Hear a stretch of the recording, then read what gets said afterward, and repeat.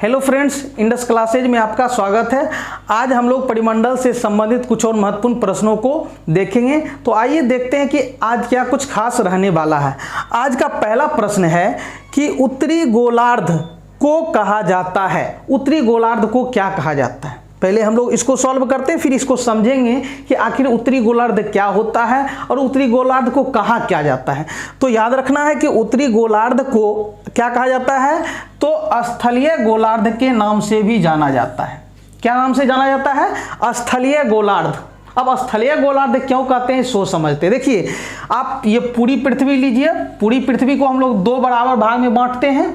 तो ये पूरी पृथ्वी को दो बराबर भागों में बांटने वाली जो रेखा है वो आपका क्या कहलाती है? विषुवत रेखा। यानी दो बराबर भाग में क्या करेगी, क्या करती है ये रेखा? बांटती है। तो ऊपर वाले भाग को, चूंकि ऊपर होता है उत्तर, नीचे होता है दक्षिण, तो दो बराबर भाग में जब आप बांटते हैं, मान लीजिए सेब लीजिए, दो बराबर टुकड़ा कीजिए, तो ऊपर वाले भाग को हम लोग क्या कहेंगे? उत्तरी गोलार्ध कहेंगे, और नीचे वाले भाग को दक्षिणी गोलार्ध कहेंगे। ऊपरी वाले भाग को उत्तरी गोलार्ध, यानी ये वाला जो टुकड़ा है आपका उत्तरी गोलार्ध, और ये वाला टुकड़ा जो है आपका दक्षिणी गोलार्ध कहलाता है। उस दोनों को बांटने वाली जो रेखा है वो विषुवत रेखा कहलाती है, फिर विषुवत वृत्त। क्लियर है? अब गोलार्ध का मतलब है गोला प्लस अर्ध। अर्ध मतलब आधा, गोला का आधा भाग। हम लोग जानते हैं कि पृथ्वी का क्या आकार कैसा है? गोलाकार है, इसलिए इसको गोलार्ध कहा गया है। ठीक है। अब देखिए, आपसे पूछा जा रहा है कि ये जो उत्तरी गोलार्ध है उसको स्थलीय गोलार्ध क्यों कहा जाता है। जब आप ग्लोब देखेंगे या फिर मानचित्र देखेंगे तो उसमें आप देखेंगे कि भूखंड, भूखंड का मतलब पृथ्वी की सतह दो भागों में विभाजित है। पृथ्वी की पूरी सतह जो आप उसको मुख्य रूप से दो भाग में विभाजित कर सकते हैं। एक को कहेंगे जमीन और दूसरे को कहेंगे पानी। दो ही चीज है, एक जमीन है और एक पानी है। तो ज्यादा जमीन जो है, आप जब मानचित्र या ग्लोब देखेंगे तो ज्यादा जमीन आपको उत्तरी गोलार्ध में दिखेगा। कहां दिखेगा? उत्तरी गोलार्ध में। जितने भी महाद्वीप हैं, अधिकतर महाद्वीप कहां है, यानी भूखंड जो है ज्यादा कहां है? उत्तरी गोलार्ध में, और नीचे जो है कम भूखंड है। तो इसीलिए ऊपर वाले को यानी उत्तरी गोलार्ध को क्या कहा जाता है? स्थलीय गोलार्ध। मतलब वैसा गोलार्ध जहां स्थल भाग, भूमि का टुकड़ा ज्यादा है, जबकि दक्षिणी गोलार्ध में आपको ज्यादा पानी है। भूखंड मतलब भूमि का टुकड़ा यानी जमीन जो है वो कम है। तो इसीलिए उत्तरी गोलार्ध को हम लोग क्या कहते हैं? तो उत्तरी गोलार्ध को स्थलीय गोलार्ध कहा जाता है। तो जब भी आपसे पूछा जाए कि उत्तरी गोलार्ध को क्या कहा जाता है, तो उत्तरी गोलार्ध को कहा जाता है स्थलीय गोलार्ध। यह स्थलीय गोलार्ध के नाम से किस गोलार्ध को जाना जाता है? उत्तरी या दक्षिणी? तो कहेंगे उत्तरी गोलार्ध को। क्यों? क्योंकि उत्तरी गोलार्ध में दक्षिणी गोलार्ध की अपेक्षा भूमि ज्यादा है। क्लियर है? आगे बढ़ते हैं।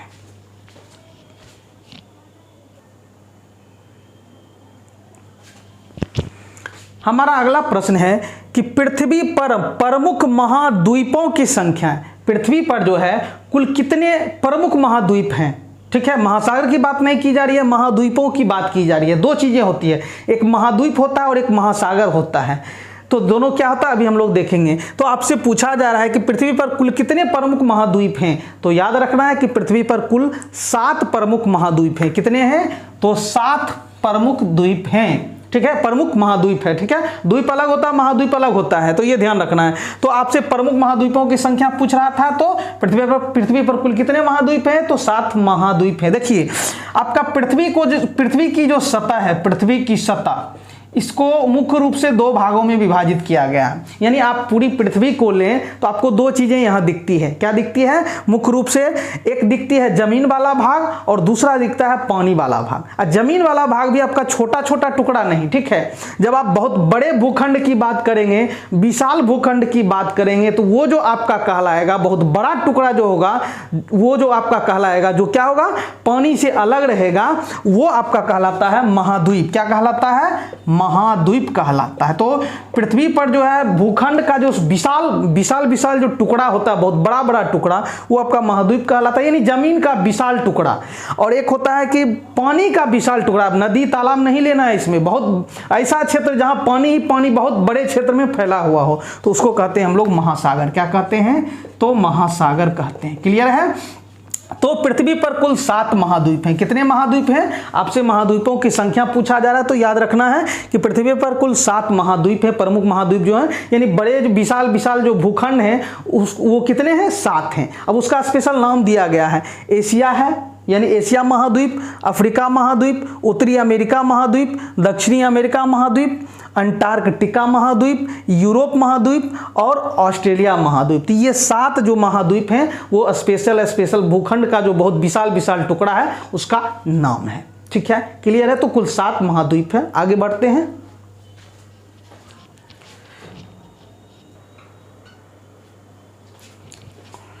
अब हमारा अगला प्रश्न है कि पृथ्वी पर महासागरों की संख्या कितनी है।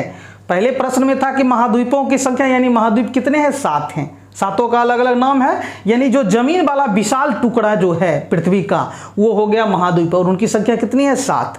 अब आपका जल वाला जो विशाल जो क्षेत्र है, ठीक है, वो आपका क्या कहलाता है, तो महासागर कहलाता है। महासागरों की संख्या कितनी है, क्योंकि उसका भी स्पेशल नाम है। तो याद रखना है कि पृथ्वी पर महासागरों की संख्या यानी जल का जो विशाल क्या है आपका भूभाग है, भूमि का ये क्या है, हिस्सा है, यानी पृथ्वी का हिस्सा है जो क्या है बहुत बड़ा क्षेत्र है जल का, तो वो कहलाता है आपका महासागर। ये समझ चुके हैं। तो इसकी संख्या कितनी है, तो याद रखना है कि महासागरों की संख्या कितनी है, तो 5 है। कुल कितने महासागर हैं, 5 हैं। अब उसका क्या क्या नाम है, तो एक का नाम है प्रशांत महासागर, अटलांटिक महासागर, हिंद महासागर, दक्षिणी महासागर और आर्कटिक महासागर। ये आपका 5 जो है महासागर है जो कि पृथ्वी पर पाए जाते हैं। 7 महाद्वीप और 5 महासागर। क्लियर है। तो ये आपकी पृथ्वी पर पाए जाते हैं। आगे बढ़ते हैं।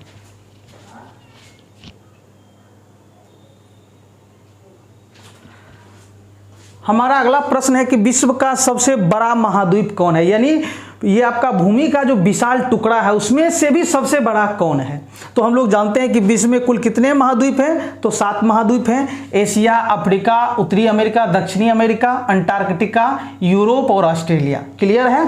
अब इसमें सबसे बड़ा कौन है, तो देखिए हम ये जो लिखे हैं ये घटते क्रम में लिखे हैं। ये आपका सबसे बड़ा है, फिर इससे छोटा ये है, फिर इससे छोटा ये है, फिर इससे छोटा ये है, फिर इससे छोटा आपका ये है। ठीक है, आपका 1 2 3 ये 4 हो गया आपका, ये हो गया आपका 5 हो गया, और ये हो गया 6 और ये हो गया 7। तो सबसे बड़ा यदि महाद्वीप की बात किया जाए तो एशिया सबसे बड़ा महाद्वीप है। एशिया जो है आपका सबसे बड़ा महाद्वीप है। क्लियर है। उसके बाद दूसरा सबसे बड़ा अफ्रीका, तीसरा सबसे बड़ा उत्तरी अमेरिका, चौथा सबसे बड़ा दक्षिणी अमेरिका, 5वां सबसे बड़ा अंटार्कटिका, 6ठा सबसे बड़ा यूरोप और सबसे लास्ट में जो सबसे छोटा महाद्वीप है वो आपका ऑस्ट्रेलिया है। क्लियर है।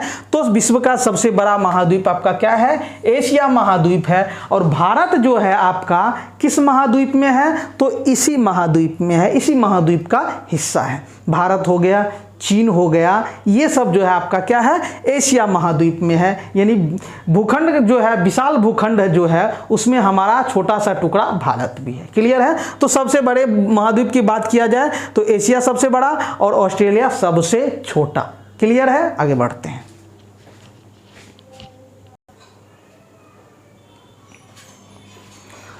हमारा अगला प्रश्न है कि सबसे बड़ा एवं सबसे गहरा महासागर है। हम लोग जानते हैं कि पृथ्वी पर कितने महासागर हैं, 5 महासागर। अब उन सब में जो है सबसे बड़ा और सबसे गहरा महासागर कौन है, तो याद रखना है कि सबसे बड़ा भी और सबसे गहरा भी दोनों जो है एक ही महासागर है। और वो कौन सा महासागर है, तो प्रशांत महासागर। कौन सा महासागर है, तो प्रशांत महासागर। अब 5 महासागर का हमने नाम यहाँ लिखा है किसके अनुसार, बड़ा से छोटा के अनुसार। सबसे बड़ा महासागर प्रशांत महासागर, दूसरा सबसे बड़ा महासागर अटलांटिक, तीसरा सबसे बड़ा हिंद महासागर, चौथा सबसे बड़ा दक्षिणी महासागर और 5वां सबसे बड़ा आर्कटिक महासागर। यानी कहने का मतलब सबसे बड़ा महासागर आपका प्रशांत महासागर और सबसे छोटा जो है लास्ट में 5वां आर्कटिक महासागर। ठीक है। तो प्रशांत महासागर सबसे बड़ा भी है और सबसे गहरा भी है। समझ गए। क्लियर है। आगे हम लोग देखेंगे कि सबसे गहरा जो भाग है आखिर उसकी गहराई कितनी है, अगले प्रश्न में हम लोग देखेंगे। क्लियर है। आगे बढ़ते हैं।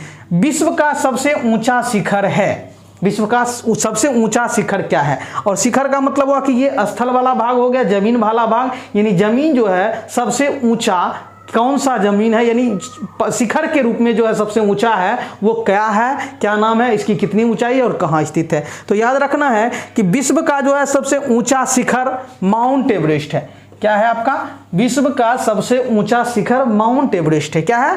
तो माउंट एवरेस्ट है। और ये कहाँ है आपका? तो ये आपका नेपाल में है। माउंट एवरेस्ट कहाँ है? तो नेपाल में है। ठीक है, यानी विश्व का सबसे ऊंचा शिखर माउंट एवरेस्ट है और ये कहाँ है? नेपाल में है। अब इसकी ऊंचाई कितनी है? समुद्र तल से इसकी ऊंचाई जो है 8,848 मीटर है। मतलब क्या? लगभग 9 किलोमीटर के आसपास है। क्योंकि 1000 मीटर का मतलब होता है 1 किलोमीटर, तो ये हो गया 8,848 जो है आपका, ये मीटर के रूप में हुआ, तो लगभग ये 9 किलोमीटर के आसपास इसकी ऊंचाई है। किसकी? तो माउंट एवरेस्ट की ऊंचाई है, जो कहाँ है? नेपाल में स्थित है। यानी ये विश्व का सबसे ऊंचा शिखर है। क्लियर है? आगे बढ़ते हैं।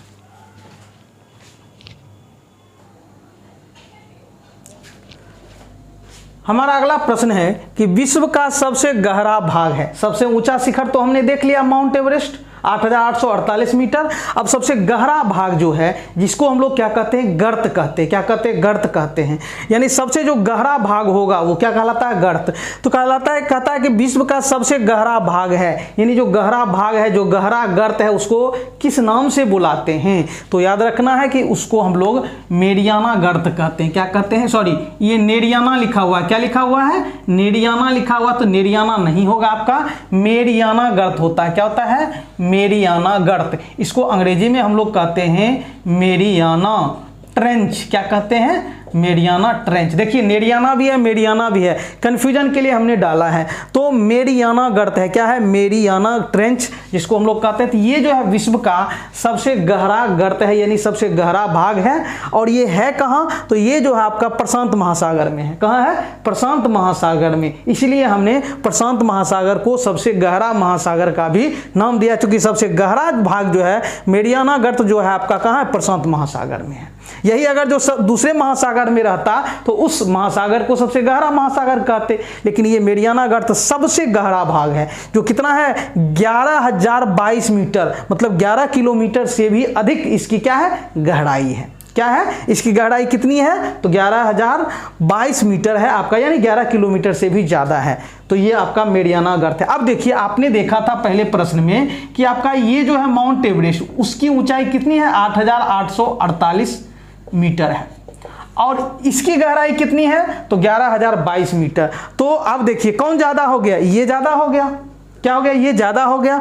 तो ये लगभग क्या 2500 के आसपास ज्यादा हो गया। तो जब आप पूरे माउंट एवरेस्ट को इस मेरियाना गर्त में डालेंगे तो इसका अता पता नहीं रहेगा, तब भी ये 2500 मीटर क्या होगा? बचा ही रह जाएगा। मान लीजिए आपका ये क्या है? मेरियाना गर्त है। ठीक है, ये सबसे गहरा भाग। आपने इसमें क्या किया?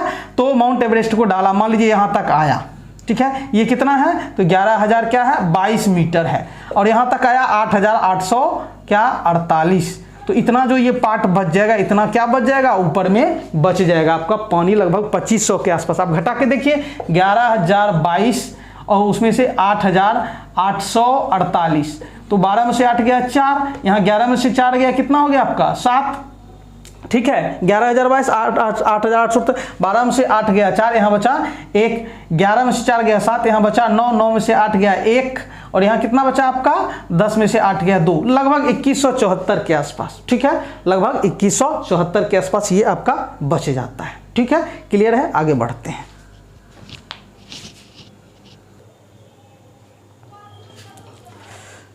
हमारा अगला प्रश्न है कि पृथ्वी का कितना प्रतिशत भाग स्थल मंडल है? पृथ्वी का कितना प्रतिशत भाग आपका स्थल मंडल है, यानी स्थल से ढका हुआ है। ठीक है, तो पृथ्वी को 2 भागों में विभाजित किया गया। एक स्थल मंडल है, यानी एक जमीन वाला भाग है, और दूसरा है जल मंडल, यानी जल वाला भाग।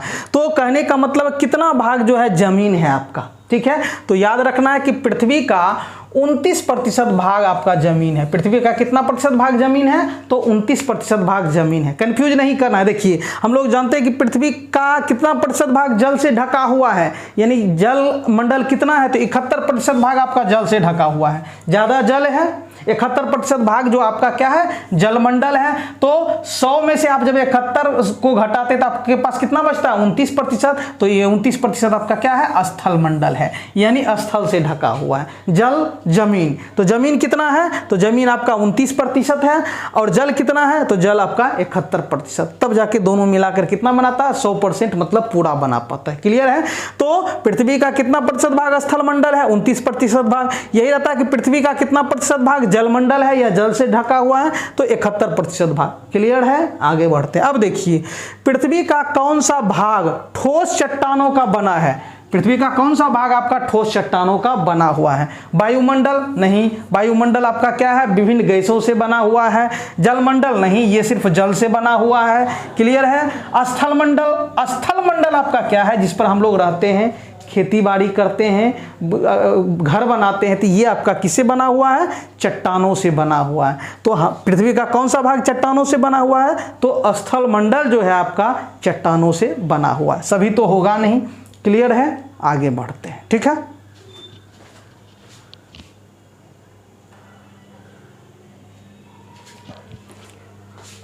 हमारा लास्ट प्रश्न है कि वायुमंडल में किस गैस का प्रतिशत सर्वाधिक है। वायुमंडल का मतलब हुआ कि पृथ्वी के चारों ओर जो वायु का जो कंबल है, आवरण है, वही क्या कहलाता है वायुमंडल कहलाता है।